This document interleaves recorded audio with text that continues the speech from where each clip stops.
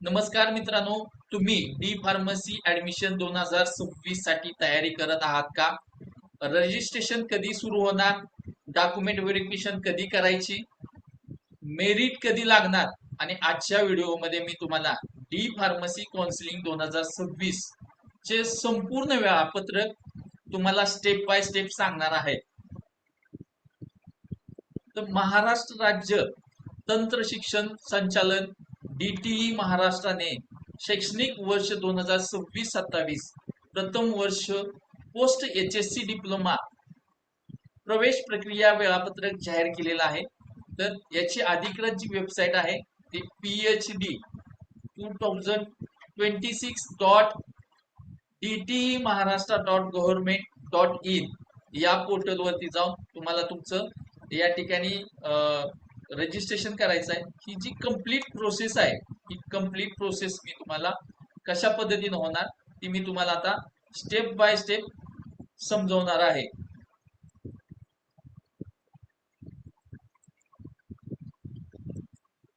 तर आपण माइंड मॅपच्या माध्यमातून ही जी काय प्रोसेस आहे ती प्रोसेस आपण तुम्हाला समजवतोय.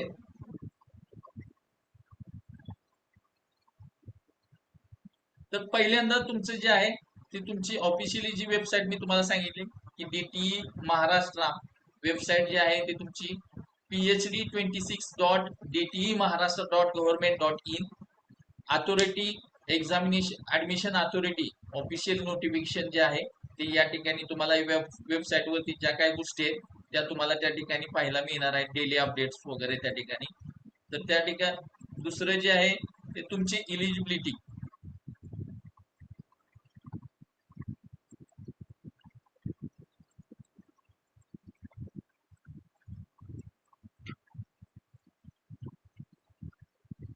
तर मेन काय आहे की या कोर्ससाठी तुम्हाला काही गोष्टी गरजेच्या असतात, ज्यामध्ये सर्वात महत्वाची असते की तुम्ही त्या ठिकाणी पात्र आहात की नाही.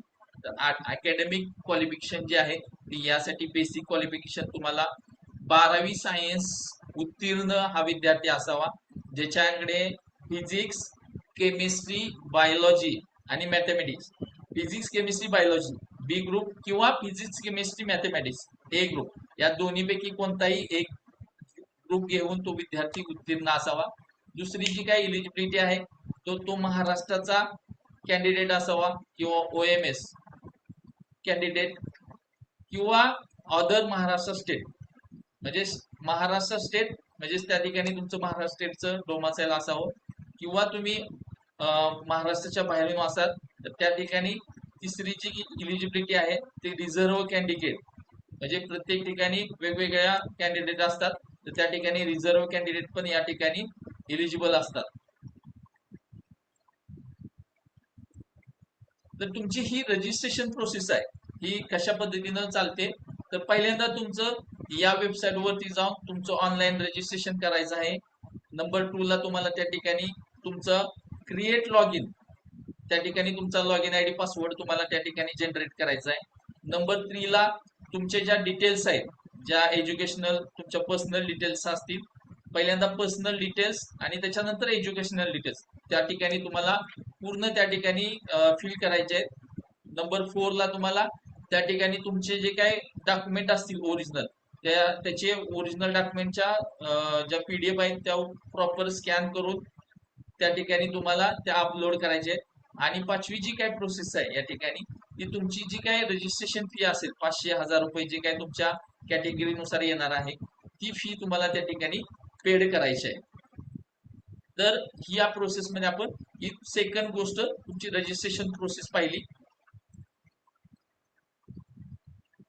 त्याच्यानंतरच तुमचं येतं ते डॉक्युमेंट व्हेरिफिकेशन. यामध्ये आपण ई स्क्रुटिनी म्हणजेच काय, तर तुमचे जे काय डॉक्युमेंट असतील ते ऑनलाईन व्हेरीफाय होतात. तुम्हाला कुठेही जायची गरज नाही, घरी बसूनही तुम्ही तुमचे ओरिजिनल डॉक्युमेंट त्या ठिकाणी अपलोड करायचे आणि त्या ठिकाणी तिथंच तुमचे ऑनलाईन व्हेरिफिकेशन होणार. ऑप्शन 1 जर सिलेक्ट केला तर होम बेस्ड व्हेरिफिकेशन आहे, ज्याच्यामध्ये तुम्ही घरी बसून करू शकता. अपलोड जे काही डॉक्युमेंट असतील ते ऑनलाईनच करायचे आहेत.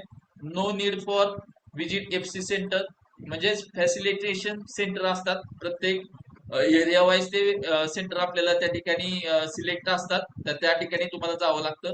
जर फिजिकल स्क्रुटिनी जर तुम्ही दिली तर त्या ठिकाणी तुम्हाला जे काय फॅसिलिटेशन सेंटर जे आहेत ते त्या ठिकाणी तुम्हाला जाऊन तुमचे ओरिजिनल डॉक्युमेंट जे आहेत ते त्या ठिकाणी सबमिट करायचे आहे आणि तुमचं व्हेरिफिकेशन तुम्हाला त्या ठिकाणी करून मिळेल.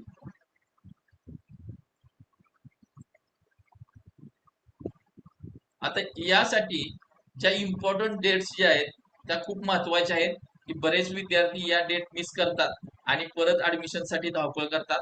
तर तुमचं डायरेक्ट टेक्निकल एज्युकेशन बोर्ड म्हणजेच DTE आपण ज्याला बोलतो, त्याच्यामध्ये ज्यावेळेस तुम्ही रजिस्ट्रेशन करता त्यावेळेस रजिस्ट्रेशनची एकदा जर का डेट गेली तर पुन्हा तुम्हाला त्या ठिकाणी ती संधी उपलब्ध होत नाही. त्यामुळे या डेट पाळणं खूप गरजेचं आहे. तर ह्याचं रजिस्ट्रेशन स्टार्ट कधीपासून होणार आहे? 30 जून 2026 पासून आपल्याला या ठिकाणी रजिस्ट्रेशनची सुरुवात होणार आहे. त्याच्यानंतर लास्ट डेट जी आहे ते 15 जुलैच्या आतमध्येच तुम्हाला फॉर्म भरायचा आहे. कदाचित ही डेट एक्सटेंड ही होऊ शकते, पण तुम्हाला सध्या तरी जे 15 जुलै आहे त्यानुसारच ते डॉक्युमेंटेशन वगैरे जे काय ते अपलोड करून फॉर्म भरून तुमची फीज वगैरे भरायची आहे. त्याच्यानंतर प्रोव्हिजनल मेरिट लिस्ट जे आहे ते 17 जुलैला लागणार आहे. ग्रीवियन्स पिरियड जो आहे तो 18 ते 20 जुलै आहे, की ज्याच्यामध्ये तुम्हाला काही टेक्निकल इश्यू वगैरे असतील किंवा तुमचे जे काही चेंजेस करायचे असतील तर त्या पिरियडमध्ये तुम्ही करू शकता. आणि तुमची फायनल मेरिट लिस्ट जी आहे ते 21 जुलैला लागणार आहे. तर ह्या इम्पॉर्टंट डेट्स आहेत त्या तुम्ही मिस करायच्या नाहीत. त्याच्यानंतर रिक्वायर्ड डॉक्युमेंट. आता आपल्याला सर्वात महत्वाचा मुद्दा जो आहे तो डॉक्युमेंट. बऱ्याच विद्यार्थ्यांना हा प्रश्न असतो की सर यासाठी कोणकोणते आपल्याला डॉक्युमेंट काढणं गरजेचं आहे किंवा ते अपलोड करणं गरजेचं आहे. तर सगळ्यात पहिलं जे आहे ते अकॅडमिक डॉक्युमेंट म्हणजे ज्याच्यामध्ये तुमचं SSCचं मार्कशीट आणि सर्टिफिकेट. दुसरी गोष्ट HSC मार्कशीट सर्टिफिकेट आणि लिव्हिंग सर्टिफिकेट. ही जी 3 डॉक्युमेंट आहेत ते खूप इम्पॉर्टंट डॉक्युमेंट असतात. त्याच्यानंतर दुसरं जे आहे ते आयडेंटिटी डॉक्युमेंट म्हणजेच काय तुमचं आधार कार्ड किंवा आधार कार्ड आणि दुसरं एक पासपोर्ट साईज फोटो. हे हे 2 डॉक्युमेंट. आणि त्याच्यानंतर रिझर्वेशन डॉक्युमेंट. रिझर्वेशन डॉक्युमेंट मध्ये तुमचं पहिलं येतं कास्ट सर्टिफिकेट, दुसरं caste validity, non criminal, income certificate आणि EWS. म्हणजे हे 5 डॉक्युमेंट त्याच्यासोबत इम्पॉर्टंट आहेत. प्रत्येक कॅटेगरीनुसार तुमचे वेगवेगळे राहतील. जर SC ST OBC मध्ये तुम्ही असाल तर तुम्हाला कास्ट सर्टिफिकेट, इन्कम सर्टिफिकेट या सगळ्या गोष्टीची गरज आहे. आणि तुम्ही जर जनरल मध्ये असाल तर या डॉक्युमेंटची तुम्हाला गरज राहणार नाही. कारण हे डॉक्युमेंट जर तुम्ही आता अपलोड नाही केली तर तुम्हाला शासनाकडून येणारी जी काही शिष्यवृत्ती वगैरे ज्या काही योजना आहे त्या योजनेचा तुम्हाला त्या ठिकाणी लाभ मिळणार नाही. त्यामुळे तुम्हाला त्या ठिकाणी त्या ज्या संस्थेमध्ये तुमचं ऍडमिशन होईल त्या संस्थेला पूर्ण फी भरावी लागेल. त्याच्यानंतर जे आहे ती नेक्स्ट पॉइंट आहे तो merit list. Provisional merit list म्हणजे आपण या सगळ्या गोष्टी झाल्यानंतर पहिलं जे आहे ते आपल्याला तुमचा प्रोव्हिजनल मेरिट लिस्ट लागते. त्यामध्ये तुमचा महाराष्ट्रातून किती रँक आहे ते त्या ठिकाणी तुम्हाला अनालाइज होतं. आणि त्या ठिकाणी तुमचं तिथं तुम्हाला डिटेल्स ज्या आहेत त्या ज्या गोष्टी तुम्ही भरलेल्या आहेत त्या गोष्टी व्हेरीफाय पुन्हा एकदा करण्याची संधी मिळते. ती जाऊन त्या ठिकाणी पूर्ण चेक करायचं. त्याच्यामध्ये जर का मिस्टेक असेल तर तुम्हाला ग्रीवियस सबमिशन म्हणजे त्या ठिकाणी तुम्हाला त्या ठिकाणी 2 दिवसाचा तुम्हाला त्या ठिकाणी कालावधी दिला जातो. त्यामध्ये तुम्हाला तुमचं करेक्शन रिक्वेस्ट जे आहे ती त्या ठिकाणी पाठवायचे आहे. आणि जे काय मिसिंग त्याच्या रिलेटेड डॉक्युमेंट असतील ते तुम्हाला त्या ठिकाणी या पोर्टलवरती जाऊन अपलोड करायचे. आणि हे अपलोड केल्यानंतर मग तुम्हाला तुमचं फायनल मेरिट लिस्ट येणार ज्याच्यामध्ये तुमचा महाराष्ट्रातून कॅटेगरी वाईज किती रँक आहे आणि जनरल किती रँक आहे त्यावरतीच तुमचं तुम्हाला कोणत्या कॉलेजला ऍडमिशन मिळू शकतं, किती मेरिट लागतं या गोष्टी सगळ्या ठरलेल्या असतात. त्यामुळे याही गोष्टीचं या ठिकाणी तुम्हाला बघणं गरजेचं आहे. त्याच्यानंतर 8वं जे आहे ती कॅप्रॉन प्रोसेस. सगळ्यात महत्वाचा आणि इम्पॉर्टंट गोष्ट आहे की कॅप्रॉन चॉईस फिलिंग. नंबर 1 ला त्याच्यामध्ये येतं चॉईस फिलिंग. त्याच्यानंतर तुमचं सीट अलॉटमेंट आणि ऍडमिशन कन्फर्मेशन. जर तुम्हाला या ठिकाणी सगळ्यात पहिलं काय करायचं आहे तुम्हाला की त्या ठिकाणी तुमचं कॉलेजची शॉर्ट लिस्टिंग करायची आहे. आणि कॉलेजची शॉर्ट लिस्टिंग केल्यानंतर तुमच्या मेरिटनुसार तुम्हाला कुठली कुठली कॉलेज लागतात त्यानुसार शॉर्ट लिस्ट करून तुम्हाला त्या ठिकाणी चॉईस फिलिंग करायचं आहे. चॉईस फिलिंग झाल्यानंतर तुम्हाला जर का तुम्ही मेरिटमध्ये बसला तर त्या ठिकाणी तुम्हाला तुमचं सीट अलॉटमेंट होतं आणि तिसरी गोष्ट तुम्हाला त्या ठिकाणी तुमचं ऍडमिशन कन्फर्मेशन करायचं आहे. आणि नंबर 2 राऊंड 2 ला काय आहे की जर तुम्हाला सीट मिळालेली आहे पण तुम्हाला त्या ठिकाणी ती पसंत नाहीये तर तुम्हाला पुन्हा एकदा बेटरमेंटचा ऑप्शन येतो. त्यामुळे तुम्ही राऊंड 2 ला बेटरमेंट करू शकता. प्लस तुम्हाला जर का पहिल्या राऊंड मध्ये सीट लागलेली नाही तर त्या ठिकाणी तुम्हाला सेकंड राऊंड मध्ये तुम्ही पुन्हा एकदा नवीन चॉईस फिलिंग करू शकता. अशा पद्धतीनं सेकंड राऊंड मध्ये तुम्हाला ऑप्शन्स आहेत. राऊंड 3 ला तुम्हाला कोणताही ऑप्शन नसतो, या ठिकाणी बेटरमेंट नसतं, तर फक्त तुम्हाला त्या ठिकाणी चॉईस फिलिंगचाच ऑप्शन येतो. चॉईस फिलिंग केल्यानंतर तुम्हाला एकदा का सीट लागली का तर ते फायनल तुमची सीट अलॉटमेंट असते. त्यानंतर तुम्हाला कोणत्याही प्रकारचे यामध्ये चेंजेस करता येत नाहीत. त्यामुळे ही गोष्टीची काळजी घेणं गरजेचं आहे, कारण पुढच्या राऊंडला तुम्ही जाऊ शकत नाही. त्यामुळे तुम्हाला याच राऊंड मध्ये ऍडमिशन कन्फर्म करणं गरजेचं आहे. तर 9 नंबरचा आहे की आफ्टर अलॉटमेंट, म्हणजे आपल्याला ज्यावेळेस सीट लागते त्याच्यानंतर काय प्रोसेस करायची. ऑनलाईन तुम्हाला एकदा काय अलॉटमेंट मिळालं तर त्याच्यानंतर तुम्हाला पुढची जी प्रोसेस आहे की जे काय तुमचं डॉक्युमेंट अलॉटमेंट लेटर आहे ते पहिल्यांदा तुम्ही जाऊन त्या ठिकाणी आपल्या पोर्टलवरून लॉग इन करून त्या ठिकाणी तुम्हाला डाउनलोड करायचं आहे तुमचं अलॉटमेंट लेटर. त्याच्यानंतर नंबर 2 ला आहे की तुम्ही हे अलॉटमेंट लेटर घेऊन कॉलेजसाठी रिपोर्ट करायचा आहे. कॉलेज रिपोर्ट त्या ठिकाणी ऑप्शन येतो, तो रिपोर्ट ऑप्शन भरायचा आहे आणि त्याच्यानंतर जी काही फीज आहे कॉलेजची ती त्या ठिकाणी फीज भरून तुम्हाला ऍडमिशन कन्फर्मेशन करायचं आहे. आणि ही ऍडमिशन कन्फर्मेशन झाल्यानंतर ही पूर्ण जी काय तुमची fees receipt, original document, allotment letter हे सगळं घेऊन तुम्हाला त्या ठिकाणी कॉलेजला जायचं आहे आणि कॉलेजमध्ये जाऊन त्या गोष्टी सगळ्या सबमिट करायच्या आहेत, जेणेकरून त्या ठिकाणी तुमचं फायनल ऍडमिशन कन्फर्मेशन होतं. त्यानंतर तुम्ही त्या ठिकाणी हॉस्टेल सुविधा अवेलेबल असेल तर त्या ठिकाणी तुम्ही हॉस्टेलला ऍडमिशन घेऊ शकता. अदरवाईज तुम्ही बाहेरही त्या ठिकाणी कोणत्याही प्रकारे तिथं रूम वगैरे घेऊन तुम्ही त्या ठिकाणी राहू शकता. तर बरेच विद्यार्थी जे आहेत ते हे ऍडमिशन प्रक्रियेमध्ये कॉमन मिस्टेक जे आहेत त्या करत असतात. बऱ्याच पालकांच्या मी आतापर्यंत पाहिलंय की ऍडमिशन फॉर्म भरत असताना रॉंग डॉक्युमेंट त्या ठिकाणी अपलोड करतात. बऱ्याच वेळा 10वीच्या ठिकाणी 12वीचं डॉक्युमेंट अपलोड होतं, कास्ट सर्टिफिकेटच्या ठिकाणी डोमासाईल अपलोड होतं. अशा पद्धतीने ज्या मिस्टेक करतात तर त्या मिस्टेक तुम्हाला रॅन्डमली करायच्या नाहीत. त्याच्यानंतर सेकंड जे आहे ते इनकरेक्ट कॅटेगरी सिलेक्शन. बरेच विद्यार्थी जे आहेत ते घाईघाईमध्ये त्या ठिकाणी आपली कॅटेगरी अगदी एनटी असेल तर त्या ठिकाणी ओबीसी सिलेक्ट करतील, एससी असेल तर एससी सिलेक्ट करतील. तर या रॅन्डम चुका ज्या आहेत ते त्या ठिकाणी तुम्हाला करायच्या नाही. तिसरी गोष्ट आहे की मिसिंग डेडलाईन. बऱ्याच वेळा ही जी काही ऍडमिशन काउन्सिलिंग प्रक्रिया जी आहे ती टाइम टू टाइम चालत असते. त्यामुळे ज्या काही त्या ठिकाणचं टायमिंग असतं ते त्याच्यामध्ये तुम्हाला रजिस्ट्रेशनसाठी 3 दिवसाचा टाइम असेल, 2 दिवसाचा टाइम तुम्हाला चॉईस फिलिंगसाठी असेल, त्याच्यानंतर तुम्हाला चॉईस लॉक झाल्यानंतर सीट अलॉटमेंट नंतर तुम्हाला 3 दिवसाचा रिपोर्टिंगचा टाइम असेल. म्हणजे या टाइमच्या डेडलाईन मध्ये तुम्हाला ही ऍडमिशन प्रक्रिया कंप्लीट करायची. जर या टाइम मध्ये जर तुम्ही गेला नाही किंवा ती गोष्ट तुमच्या लक्षात नाही आली तर नक्कीच तुमचं त्या ठिकाणी ऍडमिशन कॅन्सल होतं. त्यामुळे त्या ठिकाणी तुमचं वर्ष वाया जाऊ शकतं. त्याच्यानंतर नॉट कन्फर्मिंग अप्लिकेशन ही जी प्रोसेस आहे, ज्या एकदा तुमचं अलॉटमेंट लेटर आल्यानंतर तुमचं अप्लिकेशन जे आहे कन्फर्मेशनचं ते त्या ठिकाणी तुम्हाला भरायचं आहे.